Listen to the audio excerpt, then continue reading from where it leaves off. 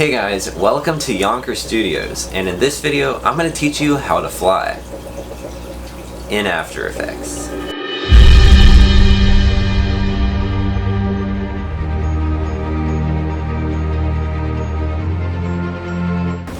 Alright, and to start us off, you're going to need to film two different shots. The first one is just going to be the background with no one in it, and the second one is going to be you acting out the superhero takeoff. And once you have those, you can go ahead and open up After Effects and import your footage into a new composition. Now we're ready to get started. So, the first thing that you're going to want to do is scrub through your footage until you get to the point when you just leave the ground. So it's going to be right there for me.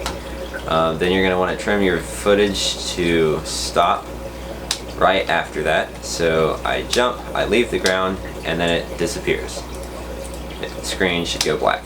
And I've already added in the empty shot underneath the shot with me in it. So when I leave the ground and it cuts and it goes the empty shot, so I should disappear. And it should look like this. Alright, and once you've had that, make sure the clip of you is selected and click on the pen tool, and you're going to have to draw out a mask,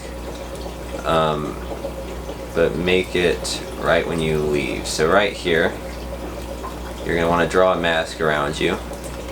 And I'm going to speed up this process because this takes a while, but you get the point. You have to draw a mask all the way around your body, and then I'll come back when I finish that.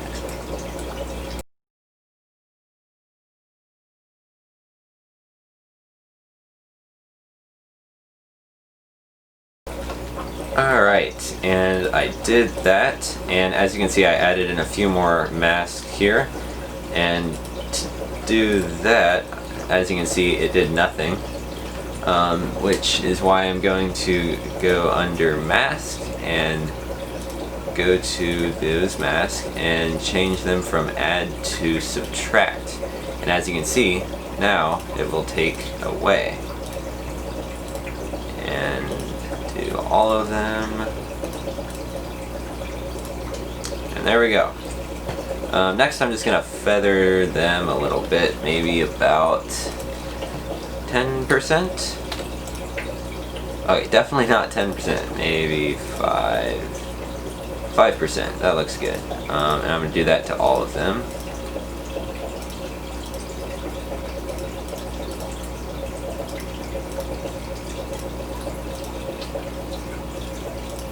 And that looks a lot better now. So, you should have this now, something that looks sort of like that. Now with your background image, it should kind of work with it. Now as you can see, if you play through your footage, it looks terrible. Obviously your mask is cutting into you, which is why we're going to change that. So, right before your video ends, right when you drew the mask, you're going to want to hit Shift or Control D and duplicate your footage, and simply drag the end point of the duplicated all the way to, maybe about that much. I think that looks good. And then the other one, I'm going to bring it back so it doesn't show it. So now I can go and delete all the masks on the first clip, and on the duplicated make sure you leave them. So now it should look like this, where you jump and it goes to the next clip, and on the duplicated you're going to want to right click and hit time and freeze frame. Once you've done that, your footage should look like this, right? You jump and then it freeze frames, and you stay there. And you're going to want to keep that for a couple of frames. So maybe let's try 1, 2, 3, 4. Let's try 4 frames. I'll probably change it. So it'll go on for another 4 frames, and then it'll end, and then it's just your background. So once you have that, Then you can go ahead and make sure that the duplicated is selected. Go down to transform and then select the position and click the stopwatch right there. And now it will create a keyframe, and whenever you move forward in time you can change the position of it. So I'm going to make mine go up all the way out of the frame right there, and if you go back in time or forward, your character should move up, so it should look like this, and that looks good. Maybe a little too fast though, so I'm going to change that simply by stretching my video a little longer and taking the last keyframe and moving it up a couple frames. Once I've done that, it should be a little slower, but it still looks a little too fast, so I'm going to play with this until it looks about right. Alright, now I think I found something that looks good, so if I play this through, it should look like that.